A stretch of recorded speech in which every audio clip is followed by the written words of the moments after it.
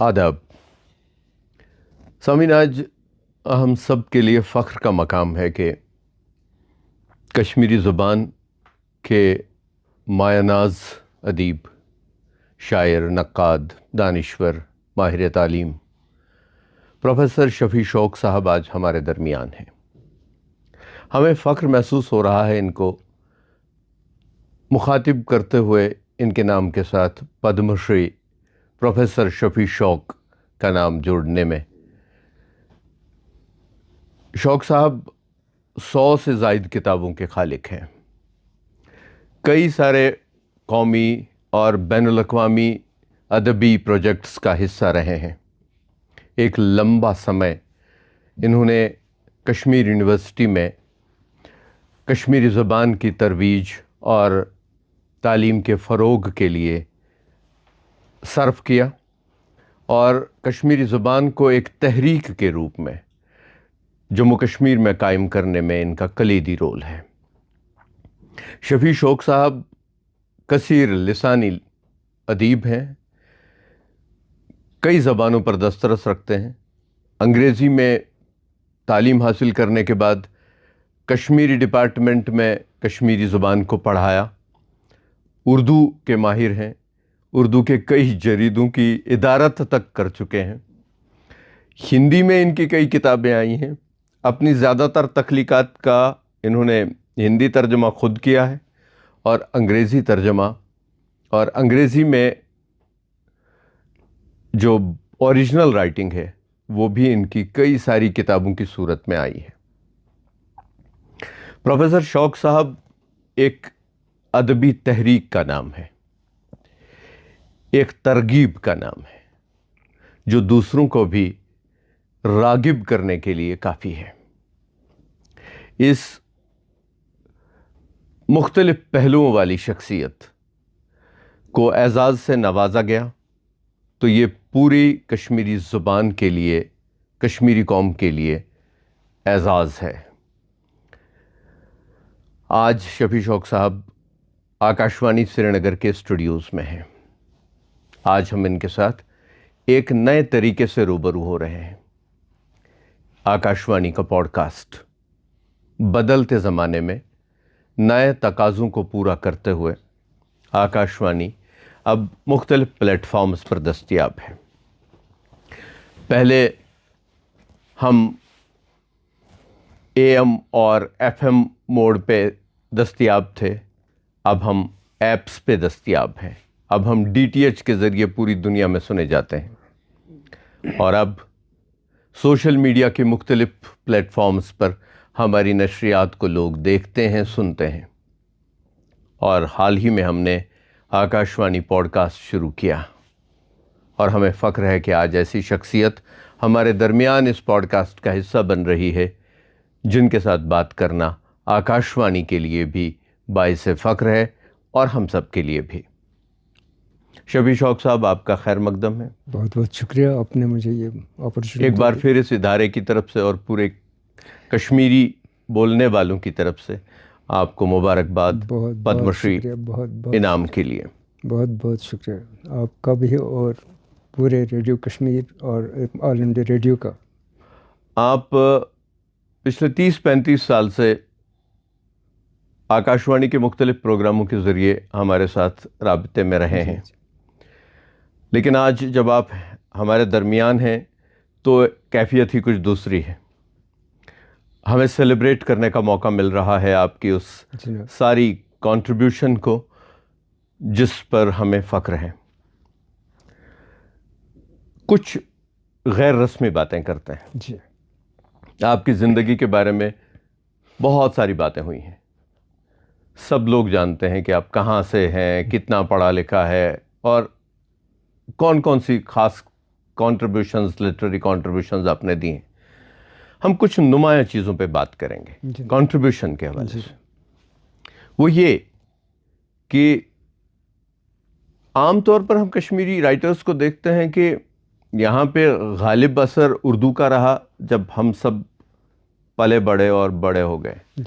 रहमान राही साहब भी पहले उर्दू में लिखते थे और ज़्यादातर नई जनरेशन के ماڈرن ادیب جو ہیں انہوں نے وہیں سے شروع کیا اور پھر مادری زبان کی طرف آئے. آپ کا کیا رجحان تھا؟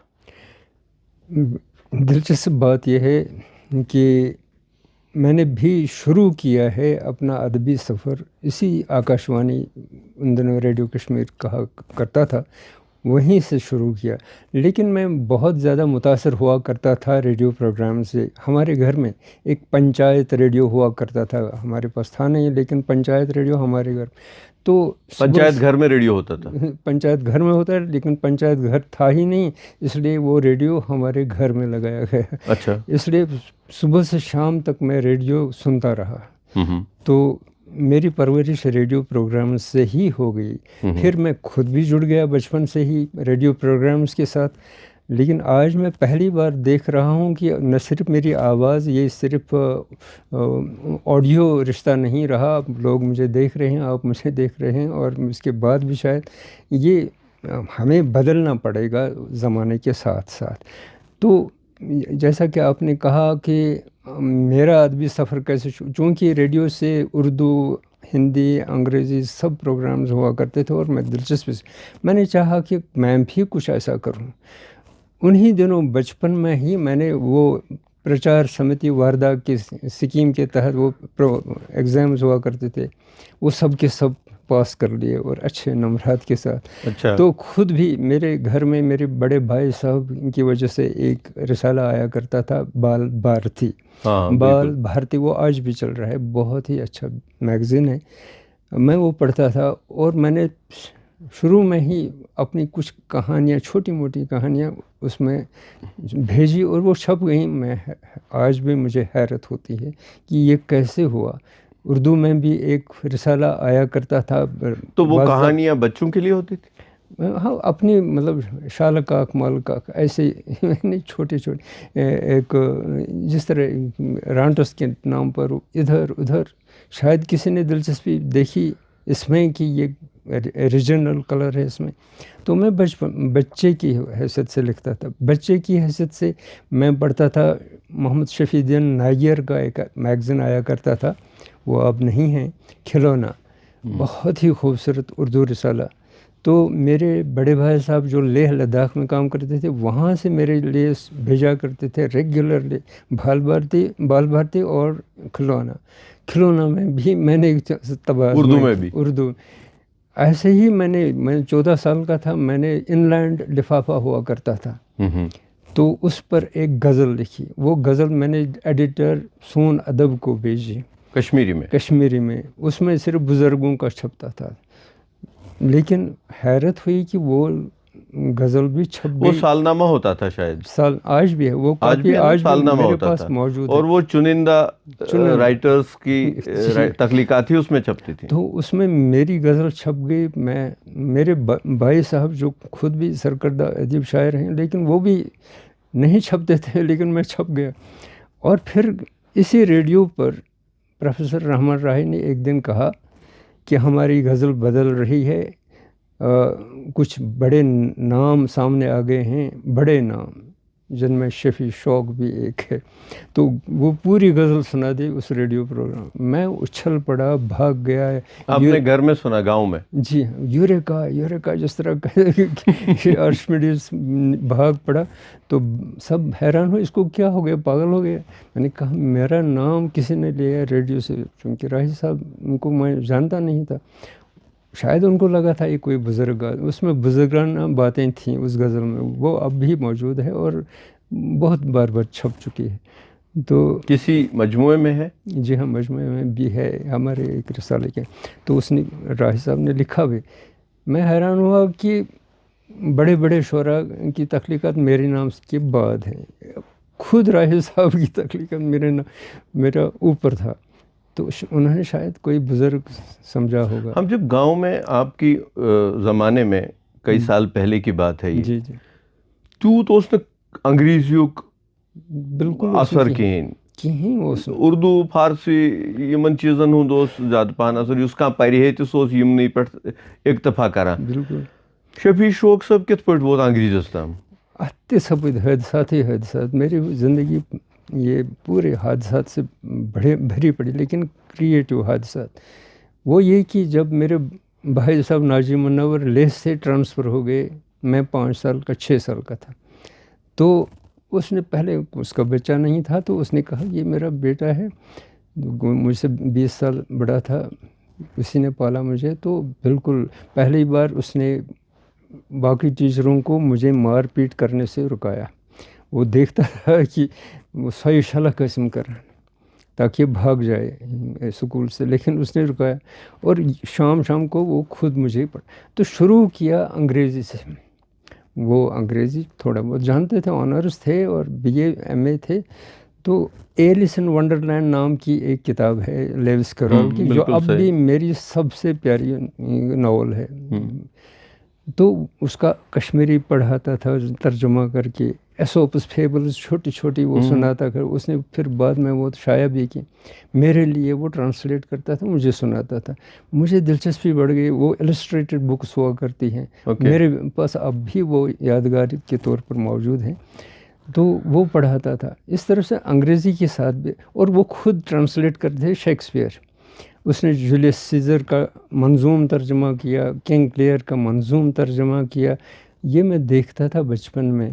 تو میں جب ہائر سیکنڈری اسکول شوپیان میں گیا تو وہاں کے پرنسپل صاحب نے مجھے بلایا، تو اس نے مجھے ایڈیٹر بنا دیا میگزین کا. تو اس میگزین میں انگلش شعبے کا نہیں، کشمیری سیکشن، لیکن انگلش میں بھی میری کچھ چیزیں ہیں، اردو میں بھی میری چیزیں ہیں. تو جب انہوں نے دیکھا کہ ہندی بھی جانتا ہے تو ہندی میں بھی ہے. ایک ضرب المثل ہے انگریزی میں کہ Jack of all traits, he is master of non. لیکن جب ہم نے میں جب بچپن میں تھا تو ایک دن ٹیچر ہمیں یہ پڑھاتے تھے، تو میں ٹیگور سے بہت پہلے سے شناسا تھا. تو مجھے لگ رہا تھا کہ ٹیگور تو جیک ہی ہے. پھر تو میں نے ٹیچر سے کہہ دیا، میں نے کہا کہ یہ ٹیگور جیک ہیں کیا، کسی چیز کے ماسٹر نہیں ہیں. وہ رک گئے، ان کے پاس اس چیز کا جواب نہیں ہے. اور اس ضرب المثل کے سامنے میں آج اگر شفیع شوق کو رکھ دو بالکل تو کیا وہ بھی جواب ہے؟ بالکل. جیک آف آل ٹریڈس ہوں میں، جیک آف آل، میں سب کچھ جانتا ہوں، یعنی کہ ماہر کسی میں نہیں. میں کیا کوئی ماہر ہوتا ہے کسی چیز میں؟ نہیں، بالکل نہیں ہوتا ہے. ہاں، 1-2 مثالیں ہیں دنیا میں، ڈرامہ اور شاعری میں شیکسپیئر سے بڑھ کر کوئی نہیں ہے، میں یہ مانتا ہوں. یہ تو ناول میں ٹالسٹائی سے بڑھ کر کوئی نہیں، یہ کچھ ہیں. پھر بھی انہوں نے دیکھیے ان کا پرسپیکٹو اب دیکھتے ہیں شوق صاحب. وہ لوگ بھی کہتے ہیں کہ میں تو بنیادی چیزیں جانتا ہوں اپنی زبان کے بارے میں. شیکسپیئر نے کہا، آپ نے انہیں ماسٹر کہہ دیا، لیکن وہ خود کو ماسٹر نہیں مان رہے. وہ تو نہیں مانیں گے. تو یہی سوال پھر کھڑا ہو جاتا ہے کہ کیا سچ مچ کوئی ماسٹر ہوتا ہے؟ نہیں ہوتا ہے جب تک یوں ہی انسان، کیونکہ پاسبلٹیز موجود رہتی ہیں. جو ہی بچہ زبان سیکھتا ہے، زبان کی وجہ سے وہ کمپریہنشن کے ساتھ ساتھ انڈرسٹینڈنگ اور اس کے ساتھ ساتھ کوگنیشن بھی اس کے ساتھ آ جاتی ہے اپنی زبان میں. تو وہیں سے شروع ہوتی ہے یہ تخلیقی عمل. اور بچے میں جو کریٹو عمل ہے توڑنے پھوڑنے کی، وہ اس کے ساتھ جڑی ہے. تو اسی توڑنے پھوڑنے کا دوسرا نام ہے شاعری، اسی کا دوسرا نام ہے ادب، تخلیقی ادب کریٹ کرنا. تبھی نیا کریٹ کر سکیں، پرانا توڑنے کی کوشش کریں. تو یہ توڑنے پھوڑنے والی بات جو ہے، چائلڈش پلے، وہ پلے فلنس بچپن سے آخری دم تک انسان کے ساتھ رہے. وہ بوڑھا نہیں کہلائے گا، ہرگز نہیں بوڑھا ہو جائے گا. فریشنس اور رینوویشن، وہ اپڈیشن ہوتی ہے نا ساتھ لازماً. ہر لمحہ میں کچھ نیا سیکھتا ہوں. بالکل ہر لمحہ میرے لیے ایک دریافت ہے، ایک انکشاف ہے. تو یہ دریافت اور انکشاف کا عمل جب تک باقی رہے، وہ تبھی ممکن ہے جو آدمی اپنے آپ کو یہ سمجھانے کہ مجھے کچھ معلوم نہیں اور میں جاننا چاہتا ہوں. یہ انکساری ہونی چاہیے. آپ کئی لسانی مملکتوں کے ساتھ جڑے ہوئے ہیں. جی. ہر ایک لسانی مملکت میں کے ساتھ جڑی ہوتی ہے ایک تہذیب، ایک فکر، ایک آگہی کی لمبی داستان. ہر زبان کے ساتھ. بالکل. اور آپ اتنی ساری زبانیں ایک ساتھ جانتے ہیں. ایک ساتھ زبانوں پر دسترس ہے. تو ہم کہہ سکتے ہیں کہ آپ کے پاس بہت بڑی دنیا ہے اس شخص کے بنسبت جو ایک ہی لسانی مملکت کے ساتھ قید ہے. میں یہ نہیں کہوں گا، یہ دعویٰ نہیں کروں گا میں دسترس رکھتا ہوں، لیکن ہاں ویژن بڑھ گیا ہے. جب میرا ویژن بڑھ گیا ان لوگوں سے زیادہ جو صرف ایک ہی زبان میں، چونکہ انٹر ٹیکسچولیٹی یعنی بین متنیت ادب کی پہچان ہے، تبھی ہم اوریجنل لکھ سکتے ہیں. جب مجھے معلوم ہے ستیش ویمل صاحب نے ایک نظم لکھی، میں اسے ڈفرینٹ لکھوں، لیکن تبھی ممکن ہے جب میں نے آپ کی نظم پڑھی ہوگی، ورنہ کیسے؟ تو اس کا براہ راست یا بالواسطہ اثر تو آئے گا. اگر اثر ہی نہیں تو کیسے؟ آئسولیشن میں کوئی نیا ادب نہیں بن سکتا، بالکل نہیں بن سکتا. ہم آپس میں جڑے ہیں، کشمیر کے سارے شاعر آپس میں جڑے ہیں، پچھلے زمانوں کے بھی اور ہم اثر بھی، اور ایک ہی تہذیبی روایت ہے، ایک ہی موجودہ حالات ہیں. اسی طرح ہم جڑے ہیں. جو برصغیر میں، ہندوستان میں پریم چند سے آگے جتنے بھی شاعر، ادیب، نثر نگار تھے ان سے جڑے ہیں، ان سے متاثر ہو کر لکھتے ہیں. اگر متاثر نہیں ہوں گے تو کیسے نیا لکھیں گے؟ اسی طرح یہ عمل آگے بھی بڑھتا جائے گا اگر جاری رہا تو. لیکن یہ تبھی ممکن ہے جب فرد میں، ایک شخص میں وہ بچپنا قائم رہے، سیکھنے کا عمل. میرے ایک استاد کہا کرتے تھے کہ خوب پڑھو، بس پڑھو گے نہیں تو لکھو گے کیا؟ بالکل صحیح بات ہے. آپ کی کیا رائے؟ بالکل صحیح بات ہے. مثلا میں اگر اپنے بیٹے کو چاہوں گا کہ وہ ترخان بنے، ایک کرسی بنائے، تو میں کہاں بھیجوں گا اس کو؟ ایک ترخان کے استاد کے پاس. استاد سے وہ فن سیکھے گا، تبھی تو نئی کرسی بنائے گا جب وہ استاد سے سیکھے گا. یہی بات ادب میں بھی ہے. ادب میں دو چیزیں ہیں، ایک تو نیچرل پروپینسٹی یا صلاحیت جسے کہیں گے، وہ نیچرل ہے، کسی میں ہوتی ہے کسی میں نہیں ہوتی ہے. ذاتی صلاحیت جو خدا داد کہیے، جو اس کے جنم کے ساتھ ہی آتی ہے، یا پرورش ایسی ہوتی ہے کہ وہ کریٹو بن جاتا ہے. لیکن اس کے ساتھ ساتھ دوسری صلاحیت جو ہے وہ ہنر کا ہے. جب ہی فطرت اور ہنر ہم، وہ خدا داد نہیں ہے، ہرگز نہیں ہے. کوئی وہاں سے ترخان بن کے نہیں آتا، ادیب بن کے، شاعر بن کے نہیں آتا. وہ سیکھنا پڑتا ہے. یہ کیمرہ ہینڈل کرنا یہ سیکھنا پڑتا ہے، ریکارڈنگ کرنا یہ سیکھنا پڑتا ہے. یہ ہنر کا معاملہ ہے. باقی جو فطری ہمارے پاس انسٹنکچوئل ڈرائیو ہے، وہ اس کو کہیے بائی نیچر ہے. لیکن ہنر اور صلاحیت جب آپس میں ملیں، قدرت، فطرت اور ہنر، تو یہ کچھ نئی چیز بنتی ہے. لیکن یہ ہنر جو سیکھنی پڑتی ہے نہ صرف استادوں سے بلکہ ہم اثر لوگوں سے بھی کچھ نیا کریں جو کسی نے نہ کیا ہو. یہ ڈرائیو ہونا چاہیے شاعری، ادب، افسانہ، ناول، ہر کسی میں، کہ ہم نیا لکھیں. انڈیویجول رائٹر کی حالت لکھنے کی کا ڈرائیو، جی، یہ متعین کرنے کے لیے کئی ساری تحریکیں ملتی ہیں آدمی کو. جی. آپ 2-4 زبانوں میں پھیلے ہوئے ہیں، رادر کہہ سکتے ہیں کہ 2-4 زبانوں میں بکھرے ہوئے ہیں. جی، بکھرا ہوں. آپ کو کیا چیز بتاتی ہے کہ یہ چیز جو میں نے سوچی یہ کس زبان کے حوالے کرنی؟ ہاں، کبھی جب میں خود اپنی شاعری یا اپنے افسانے یا کوئی اپنی پرانی مضامین پڑھتا ہوں، کبھی کبھی شرمندہ ہوتا ہوں کہ یہ میں نے چرایا ہے کہیں سے، وہ آئیڈیا کہاں سے آیا ہے. مجھے خود بھی وہ انٹرٹیکسچوئل ریڈنگ کرنی پڑتی ہے اپنی تخلیقات کی، یہ کہاں سے آ گیا. لیکن پھر ساتھ ہی میں اپنے آپ کو مطمئن کرتا ہوں کہ یہ ہونا ہی تھا، کہ ڈفرینٹ ڈائریکشن سے جب ہوائیں چلیں تبھی تو یہ نئی چیز بنے گی، اور بن گئی ہے. کوئی اگر میں نے مجھ سے کچھ اچھی چیز بنی، وہ دوسروں سے مستعار ہو کر، دوسروں سے متاثر ہو کر لکھی ہے. اگر کوئی متاثر ہی نہیں ہوگا، کسی نے کچھ پڑھا ہی نہیں ہوگا، تو نیا کیا کہے گا؟ تک بندی ہو سکتی ہے. دیکھیے، میں کسی کے خلاف نہیں ہوں. ہماری زبان میں اردو میں بھی ایسا ہوا ہے اور ہو رہا ہے زیادہ، حد سے زیادہ، کہ عروض بنا ہے، مطلب بحریں بنی ہیں، قافیہ ردیف پہلے سے متعین نہیں. آپ ایک مثال دے دیجیے، میں 5 منٹ میں ایک غزل بنا سکتا ہوں.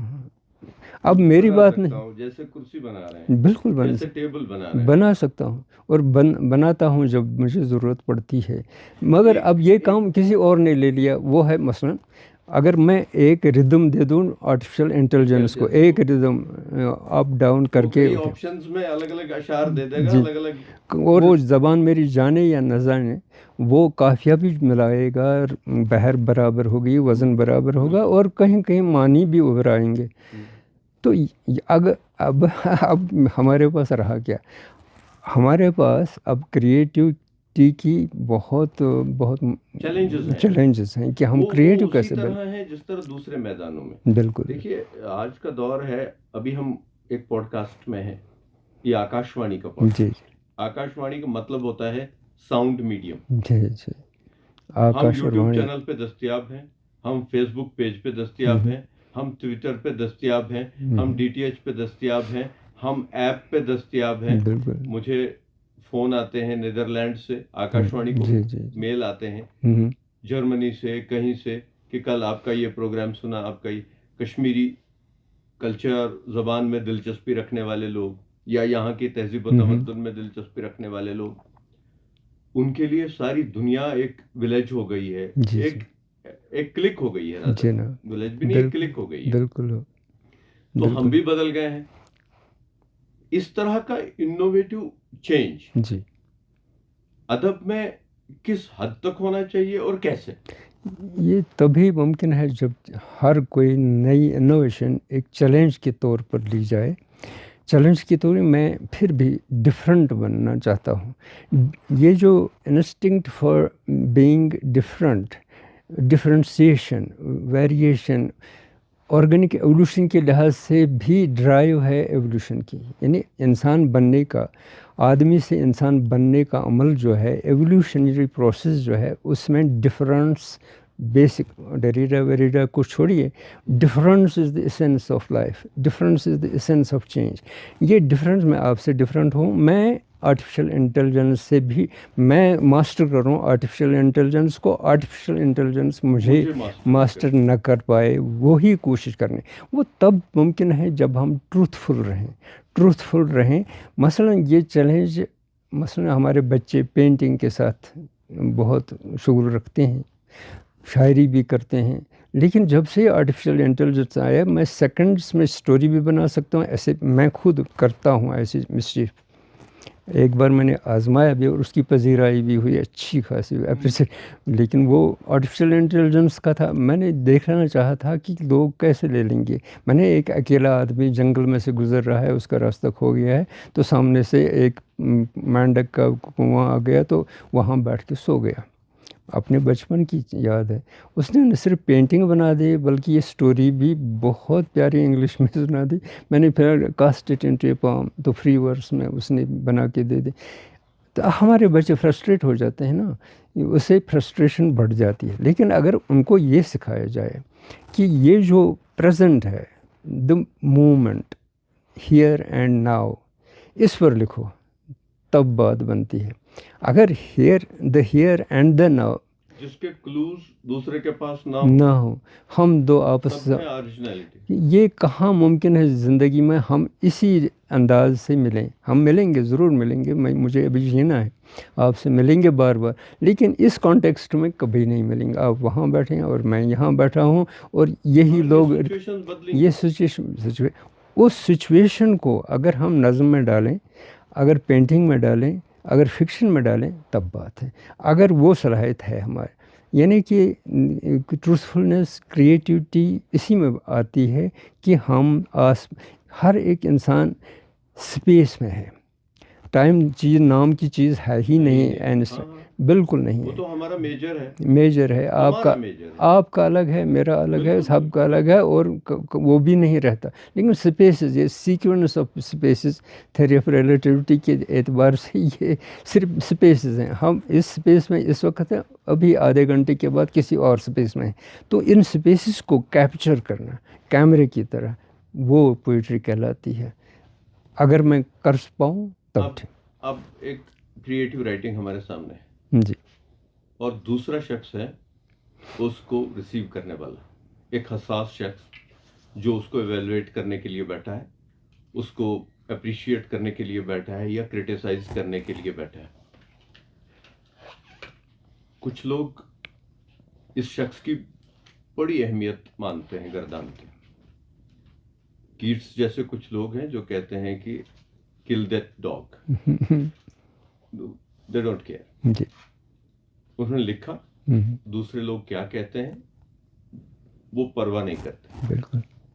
انڈین اسٹیٹیشینز نے ایک بہت خوبصورت بات کہ کسی بھی رچنا کا جس طرح سے پیمانہ, اس کے معیار کا جس طرح سے پیمانہ آلوچنا ہوتی ہے, جی, اسی طرح سے آلوچنا کے لیے بھی ایک کسوٹی ہے جو رچنا پیدا کرتی ہے. بہت پیارا. آپ کی کیا اوپینین؟ بالکل, یہ ساتھ ساتھ چلے ہیں. ایسا نہیں ہونا چاہیے کریٹک الگ شخصیت بنے اور کریٹیو رائٹر الگ.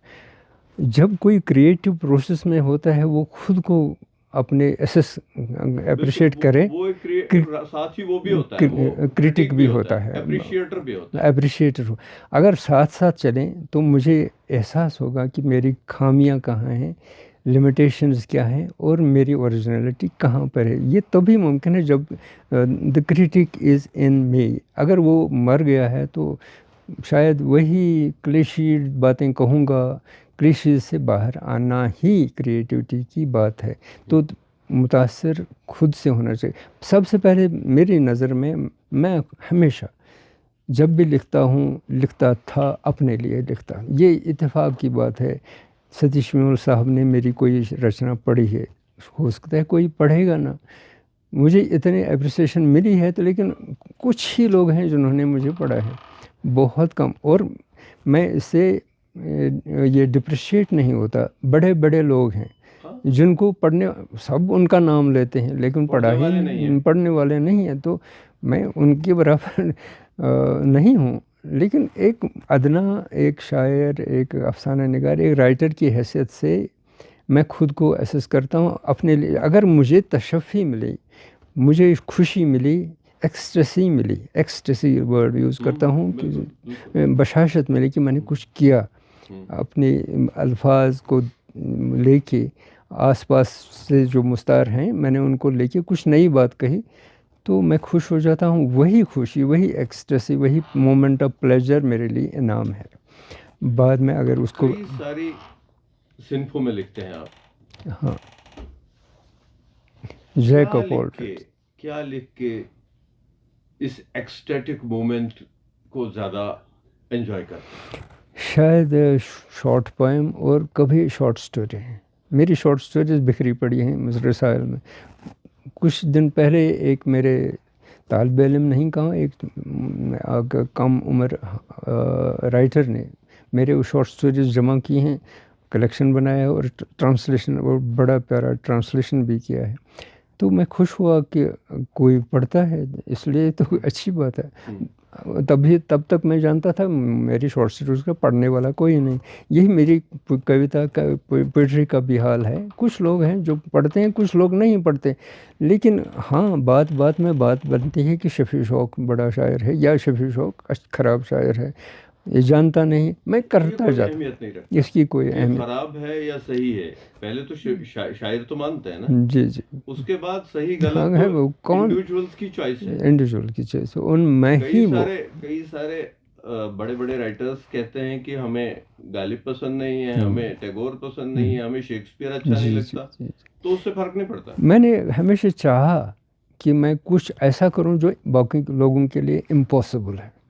میں اس طرح سے, میں یہ نہیں مانتے اپنی بڑھاپن دکھانے کے لیے. میں بچہ ہی تھا, کالج میں پہلا ایئر تھا, تو میں نے البرٹ آئنسٹائن کی E=mc², انہوں نے خود ہی عام لوگوں کے لیے اپنی تھیوری آف ریلیٹیوٹی کو پاپولر ایسے میں لکھا تھا. میں نے پڑھا, وہ چونکہ سائنس اسٹوڈنٹ تھا, میں اتنا متاثر ہوا کہ میں نے چاہا کہ میں یہ اردو میں بھی لاؤں اور کشمیری میں, اور پھر میں نے کشمیری میں اس کو توئی مساحی میم², تو وہ چھپ چکا ہے. میری کتاب میں بھی ان دنوں چھپی, فرش پٹھا رشستھام, اور میرا ایک رسالہ ہوا کرتا اس میں. آج بھی مجھے پسند, اگر کہیں مجھے ٹیکسٹ بنانا ہو اس کو, کیونکہ وہ اس کو آرٹ اسٹوڈنٹ بھی سمجھ سکتا ہے, کوئی بھی سمجھ سکتا ہے, اس بیوٹی کے ساتھ اس نے لکھا ہے. تو میں نے کوشش کی ہے اسی بیوٹی کو ریٹین کرنے کی.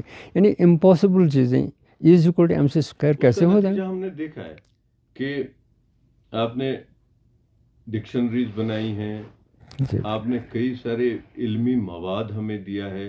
ایک تو ہوتا ہے کریٹو رائٹنگ, ایک ہوتا ہے علمی مواد دینا زبان کو, کیونکہ کوئی بھی زبان شاعری سے ہی آگے نہیں بڑھ سکتی. کیسے بن سکتی؟ ہمیں علمی مواد چاہیے, ہمیں سپورٹ سسٹم چاہیے جو زبان کو آگے بڑھانے میں مدد کرے.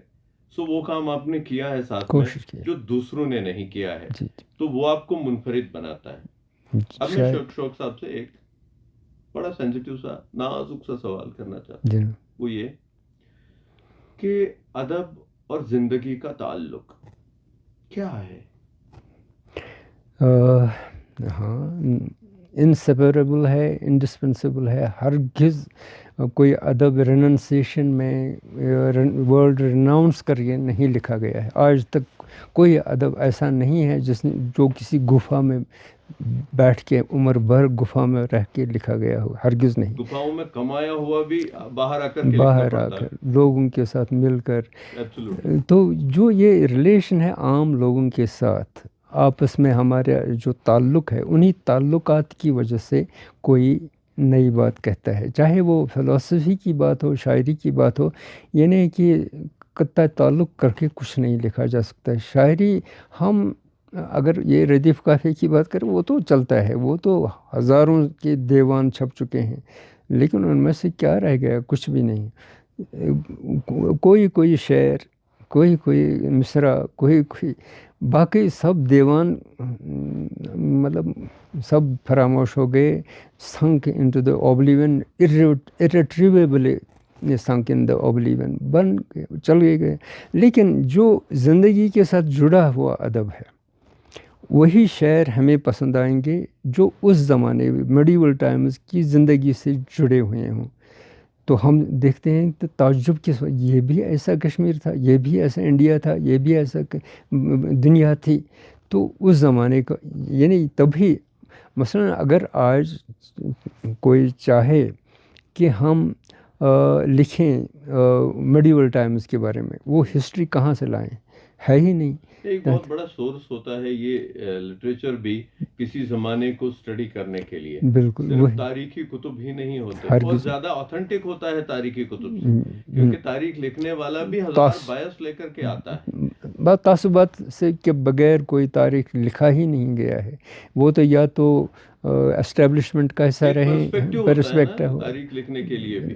لیکن اگر سچائی دیکھنی ہے تو اس زمانے کے ادب میں دیکھی جائے گی, کیونکہ انہوں نے فیلٹ ریئلٹی پیش کی, فیلٹ ریئلٹی, محسوس کی ہوئی حقیقت, انہوں نے کہی ہوئی حقیقت پیش کی. آپ جہاں مختلف زبانوں کے بیچ میں ایک پل کا کام کرتے رہے ہیں, کوشش کرتا ہوں کہ ایک تخلیق ایک زبان میں ہے, اس کو دوسری زبان میں منتقل کیا, وہاں کی زبان کا یہاں لایا, یہاں کی وہاں لایا. یہ بہت بڑا کام ہے, کیونکہ پتہ چلتا ہے کہ آس پاس کیا ہو رہا ہے, کیسے سوچا جاتا ہے, اور کیا انوویٹو طریقے سے بات کہی جاتی ہے.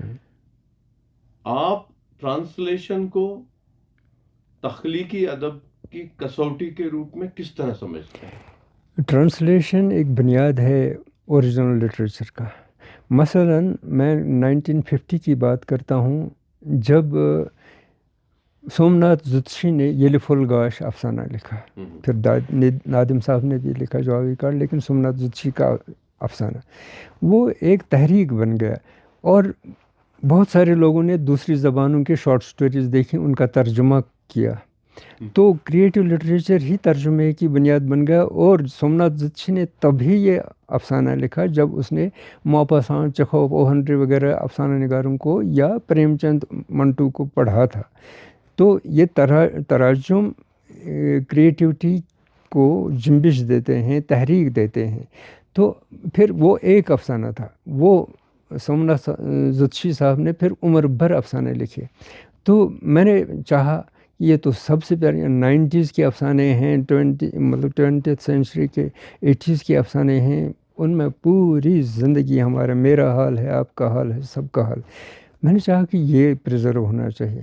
تو میں نے ان کو ترجمہ کیا، وین دا ڈے ڈونڈ باہر چھپا ہے کہیں، بہت ہی مقبول ہوا، بہت زیادہ مقبول ہوا امریکہ میں، باقی دیشوں میں، دا ہول کلیکشن۔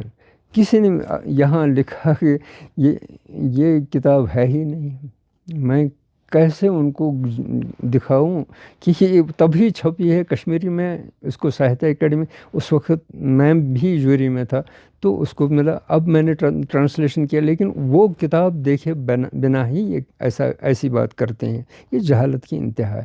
میں خود کو شوق صاحب ادبی آوارہ گرد کہتا ہوں، بس اور وہ قائم رہے، آپ کو بھی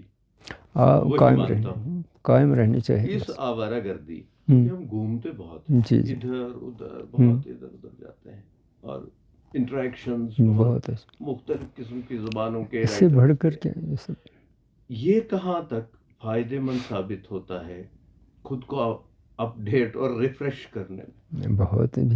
بہت ہی ضروری ہے۔ میں نے کہا کہ ہمیشہ میں نے زمانے کے حالات کو چیلنج کے طور پر لے لیا۔ جتنا میں کمپیوٹر جانتا ہوں، میرے ہم اثر کوئی نہیں جانتا، آپ بھی نہیں، کوئی نہیں، میں دعوے کے ساتھ کہتا ہوں۔ میں ٹائپنگ کر سکتا ہوں ہندی، سنسکرت، عربی، پرشین وغیرہ، اور پھر میں نے 1,00,000 سے زیادہ پیجز خود ٹائپ کیا، اس میں اوریجنلٹی ہو یا نہ ہو، 1,00,000 سے زیادہ پیجز، میں کہوں گا صفحہ، پیج میکنگ میں، مطلب پورٹریٹ سائز میں یا لینڈسکیپ سائز میں 1,00,000 سے زیادہ صفحات، اگر کچھ نہیں تو ٹائپ کیا ہے۔ میں نے کسی نے کہا تم تو جانتے ہی نہیں ہو، مثلا میں نے سدھا مورتی کی آٹو بایوگرافیکل ایسیز کو ٹرانسلیٹ کیا کشمیری میں، اتنا اچھا لگا مجھے، اور وہ ٹائپ بھی خود کیا، 15 دنوں میں سب کچھ، ایک چیلنج۔ کسی نے کہا نئے خیالات آئے، کچھ نیا اپروچ آف اسٹوری ٹیلنگ، کچھ اپروچ نیا، آئیڈیا شیئرنگ، تبھی ممکن ہے جب میں نے تراجم کیے ہیں۔ ترجمے کا عمل میں نے ساتھ ساتھ رکھا، انگریزی میں جو بھی مجھے اچھا لگا میں نے کوشش کی کہ جلد از جلد کشمیری میں اسے ٹرانسفر کروں، اور کشمیری کے the best of Kashmiri literature میرا ایک سیریز چل رہا ہے، اس میں کئی والیومز آ گئے ہیں، میں نے اوریجنل بھی دے دیا کریکٹ ٹیکسٹ دے کر، کیونکہ پچھلے جو ٹیکسٹس تھے ان میں بہت ساری غلطیاں تھیں، بہت ساری غلطیاں، کچھ تو پڑھنا نہیں آیا، میں نے ان کو کریکٹ صورت میں لکھا، مینuscripts کو اسٹڈی کر کے، ٹرانسلیٹریشن بھی ایک کالم میں دے دیا رومن میں، اور دوسرے پیج پر ٹرانسلیشن دیا۔ یہ جو میرا چیلنج ہے، میں نے یہ 3 والیومز میں کیا کمپلیٹ۔ اب میں فکشن کی طرف آ رہا ہوں، آلریڈی تیار ہے، لیکن اس میں ٹرانسلیٹریشن والا کالم میں ڈیلیٹ کرتا ہوں شاید، کیونکہ پیج پر ممکن نہیں، یعنی کچھ بھی میں السٹریشنز بھی کرتا ہوں، پینٹنگ بھی کرتا ہوں، وہ بھی کچھ اور ایک فکشنسٹ کے طور پہ زیادہ کب دیکھیں؟ کیونکہ آپ نے خود کہا کہ آپ بہت بکھرے پڑے ہیں ادھر آس پاس، بہت چیزیں ان کو سمیٹ کے ہمارے سامنے کب رکھیں؟ میں اگر زندگی نے ساتھ دیا، یا میرے بعد اگر کوئی ہوگا، اگر کبھی کچھ لوگوں کو وہ بھی نصیب نہیں ہو، میں ان بد نصیبوں میں ہیں کہ میرے بچے میرے بارے میں کچھ نہیں جانتے، وہ یہ پوچھ رہے تھے کہ تمہیں کس بات پر پدم شری ملا، وہ یہی نہیں جانتے کہ میں رائٹر ہوں، کہیں ہیں اور USA میں وغیرہ، تو اور کام کرتے ہیں، تو میرا کتب خانہ، میری چیزیں رہ جائیں گی یہیں، اسٹوڈنٹ سے کہتا ہوں، جو میں نے اپنے گھر کو، میرے بڑے بھائی صاحب کا گھر ہے وہاں کاپر اینڈ شاپ نے، اس کو ڈونیٹ ہی کیا، dedicated to Kashmiri people and Kashmiri language. 3 کنال پر سڑک پر ایک بڑا مکان ہے، تو وہاں بہت اچھی لائبریری ہے، یعنی جو کتاب کہیں نہیں ملے گی. مثلاً کونکپوش فائل وہیں سے میں نے پرسوں چرا کے لائی، اپنے ہی گھر سے چرا کے لائی یہاں پر. میں چاہتا ہوں وہ ڈیجیٹلائز ہو جائے، کیونکہ اسی نے ریولوشنائز کیا کشمیر میں. شوق صاحب کتنا ڈیجیٹائز ہوئے ہیں، کیونکہ آپ خود کہہ رہے ہیں کہ آپ اس نئی ٹیکنالوجی کے بڑے کلوز ہیں. بہت زیادہ کلوز ہوں. مثلاً ایک پروجیکٹ ہوا کرتا تھا سینٹرل منسٹریز کا کہ ساری کشمیری کتابیں انٹرنیٹ آرکائیوز پر آ جائیں. میرے پاس کچھ انجینئر لوگ آ گئے، اسی طرح بہت ٹیکنوکریٹس. میں نے سب کی سب کتابیں ان کو فری دے دی، ان پر سگنیچر میرے لگے ہیں. تو میں نے کہا ان کو سب سے پہلے یہ آرکائیوز ہوئی ہیں سب کی. مور دین 6000 بکس اور already available on internet archives. آپ کلک کیجئے انٹرنیٹ آرکائیوز کشمیری بکس، کوئی بھی کتاب آپ پا سکتے ہیں. یہ کونکپوش اس میں نہیں تھا. اب میں کوشش کر رہا ہوں، کتنا آدمی کر سکے گا. اور اپنی کتابیں میں نے سب PDF میں ڈال دی، فری میں اپلوڈ کی ہیں وغیرہ. کوئی اگر ہو تو کہیں امیزون ہر جگہ وہاں بکتی ہیں، تو لیکن میں فری میں ڈسٹریبیوٹ کرتا ہوں. کوئی مانگے میری کوئی. شوق صاحب میں بہت انرجی باقی ہے. ابھی شوق صاحب بہت کچھ کر سکتے ہیں اور کر بھی رہے ہیں، کیونکہ میں نے شوق صاحب کو جتنا جانا ہے ذاتی طور پر، میں نے آپ کو کبھی آئیڈل دیکھا ہی نہیں. جب آپ وہ میری موت ہو گئی. یونیورسٹی میں بھی ہوتے تھے تو کمپیوٹر کھلا ہے، فائلیں بھی ہو رہی ہیں، کمپیوٹر بھی چل رہا ہے. میرے دوست ناراض ہوئے، آپ بھی ناراض ایک بار ہوئے. میں نے آپ کی طرف دیکھا، خود بناتا تھا، شاید یاد ہوگا. میں آپ کی اپنی کتابیں ساتھ رکھی ہوتی تھیں، اپنے مینuscripts، ان پہ بھی کام ہوتا تھا. ایک آدمی، 2 ہی ہاتھ والا آدمی کیا کرے، 15 ہاتھ کا کام اپنے پاس کھول کے رکھنے والا آدمی جس کی عادت بن گئی ہے. اس سے ہم امید کریں گے کہ اگلے دنوں میں اور بہت ساری اچھی چیزیں ہمیں ملیں گی، اور اس رینیوڈ انرجی کے ساتھ کہ کہیں کسی جگہ پر اپریشیشن تو ملتی ہے، کام ضائع نہیں ہوتا. وہ تو واضح. اور ایڈورسریز جو ہیں وہ بھی ایک بہت بڑا رول ادا کرتے ہیں. بہت بڑا رول. میں شکر گزار ہوں اپنے ایڈورسریز کا. وہ ایک امپیٹس دیتے ہیں، وہ ایک کک دیتے ہیں کہ آپ کچھ نیا کر کے اپنے کام کے ذریعے سے جواب دیں، اپنے کام کے ذریعے سے اپنی بات منوا لیں. میں آپ کا اس ادارے کی طرف سے، آکاش وانی کی ٹیم کی طرف سے، ہمارے سربراہ کی طرف سے آپ کو بہت بہت مبارکباد ایک بار پھر دیتا ہوں پدم شری کے لیے. بہت شکریہ. اور امید کرتے ہیں کہ اگلے دنوں میں اور بڑے اعزازات سے آپ کو نوازا جائے گا، اور بہت زیادہ ادبی سرمایہ، علمی سرمایہ آپ کے قلم سے ہمیں دستیاب ہوگا. آپ کا بہت بہت شکریہ. خوش رہیں، خوشحال رہیں. ہمارے ساتھ پدم شری پروفیسر ڈاکٹر شفیع شوق صاحب موجود تھے، جن کے ساتھ ہم نے غیر رسمی گفتگو کی. کئی سارے سنجیدہ معاملات میں جو ادب، علم اور آگہی سے جڑی ہوئی ہیں، ان کے اندرون کو، ان کی فہم کو اور ان کے ادراک کو سمجھنے کے لیے آج تھوڑی سی سعی ہم نے کی ہے. امید ہے کہ ہمارے سننے والوں کو، ہمارے دیکھنے والوں کو یہ کوشش پسند آئے گی. ہم شکریہ کرتے ہیں شوق صاحب کا.